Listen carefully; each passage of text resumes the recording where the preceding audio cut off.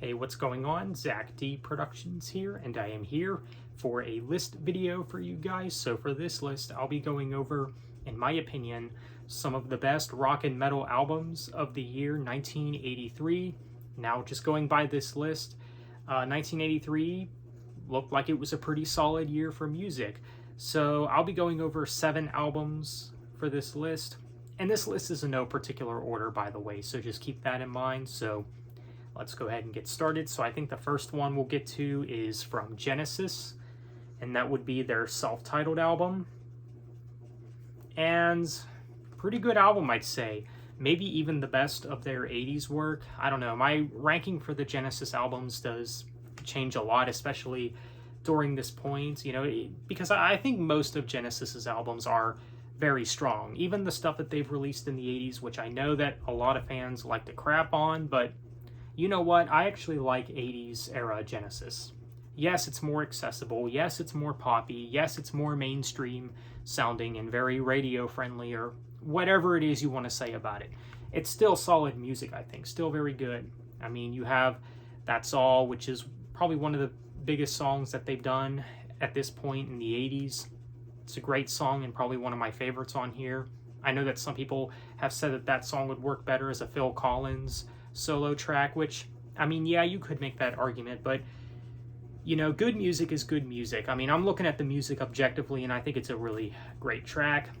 You also have Mama, and you also have Home by the Sea, Silver Rainbow, which is one of the lesser known songs on the album, maybe one of their more underrated tracks, but yeah, pretty good stuff, pretty good album, even if it is a little more poppy or more mainstream than the progressive rock stuff that they've done before. Still very solid music, and yeah, I've always really liked this album. Really good one. So Genesis is self-titled. So this next album here is by the band Yes, who are legends in the prog rock genre, and the album that they've released in 1983 is 90125, which I know that a lot of fans say that this is where Yes kind of dropped off, or some people might even say that this was the last good Yes album. I personally wouldn't say that. I mean, I can understand where people are coming from with that. I mean, I do like Big Generator, which was the album that came after. But everything else, technically you could live without, but I personally like Big Generator, and I like this album, and I even like the previous album, Drama. So I think their 80s albums are very good, actually. Yes, like with Genesis, the music is a lot more poppy and accessible and mainstream sounding compared to what they've done before, but I still think it's great music. I mean, this was my introduction to Yes, for those who don't know. I still think it's a good album. I mean, is it their best? Absolutely not, but I still think it's very good. I mean, you have Owner of a Lonely Heart, which ended up being one of their biggest songs. It's a big radio hit for them. You also have Hold On and It Can Happen, really catchy tune.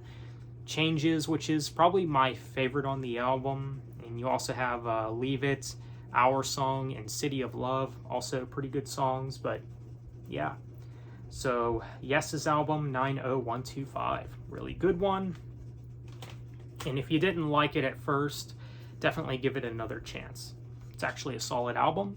But this next album here is by the supergroup Asia, and the album that they've released in 1983 would be their second album, Alpha. Not as good as the debut, but still very good, I think. Now, there was actually a time where I considered this to be one of my favorites from the band, but nowadays, not so much. My ranking for Asia has really drastically changed over time, like to the point where I actually do prefer the John Payne era over the John Wetton stuff. Now, John Wetton is a very good vocalist. May he rest in peace, of course, but I do think that this is one of the better albums with him on vocals. Again, not as good as the debut, but still pretty good, I'd say. There are some very good songs on here.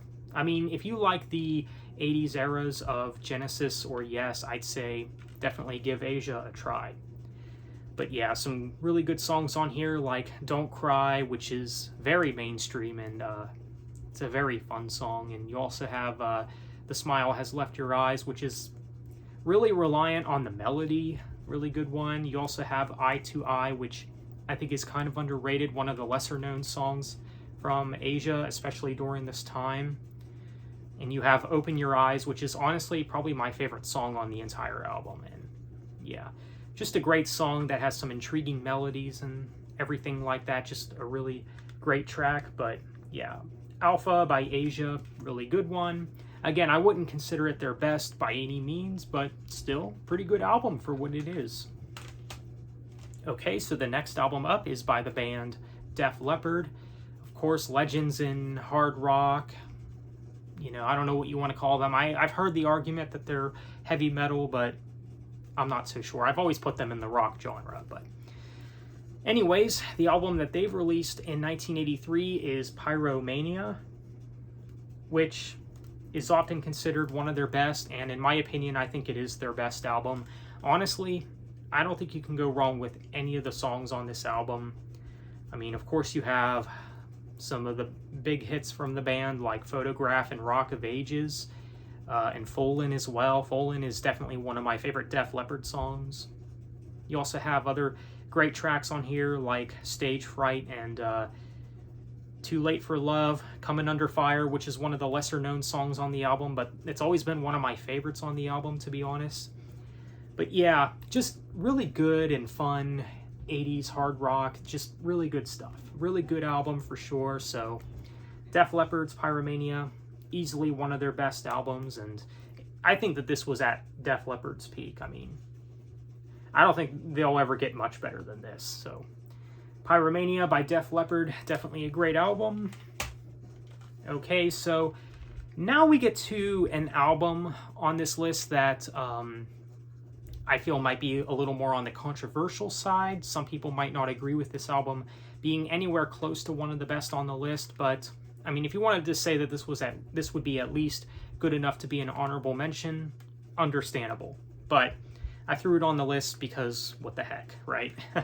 But the album I'm talking about here is from Black Sabbath, their album Born Again, which of course has Ian Gillan in the band, who is from Deep Purple, I believe, and I know that fans of both Deep Purple and Black Sabbath might, you know, think highly of this album because of that, because of, you know, Ian being the vocalist on this album. And yeah, it's a pretty good album. I mean, I wouldn't say it's one of their best.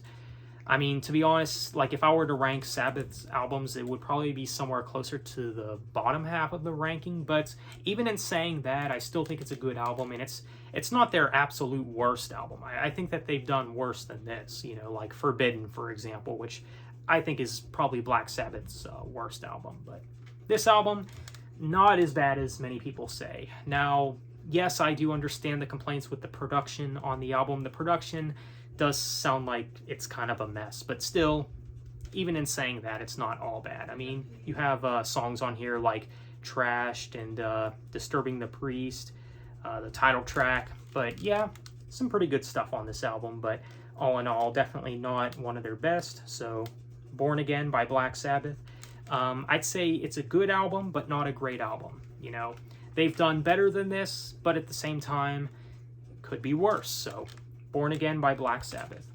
So the next album up is by Iron Maiden, Heavy Metal Legends, of course, and the album that Iron Maiden released in 1983 is their fourth album, and also the second album with their current vocalist, Bruce, and that album is Peace of Mind. Definitely a classic. Definitely one of their best, I'd say. Maybe not top three, but, you know, somewhere among one of their best, I'd say. So yeah, great album. I know that some people would say it's their best, but I personally wouldn't say so. But again, one of their best, sure, but I don't think they're absolute best. But you, of course, have great tracks on here like Where Eagles Dare, which has some really fantastic guitar work. Revelations is also great. Flight of Icarus, fan favorite on here. Die With Your Boots On, another great track. You also have The Trooper, which is maybe Iron Maiden's most biggest song. Arguably, maybe, you know. It's definitely one of their biggest songs. And, I mean, I could live without hearing this song for a while because the song is kind of overplayed. It's not only an overrated Iron Maiden track, but it's also an overrated heavy metal track, in my opinion. But still, for what the song is, it's very good, I'd say. But I just don't need to hear it a million times, that's all.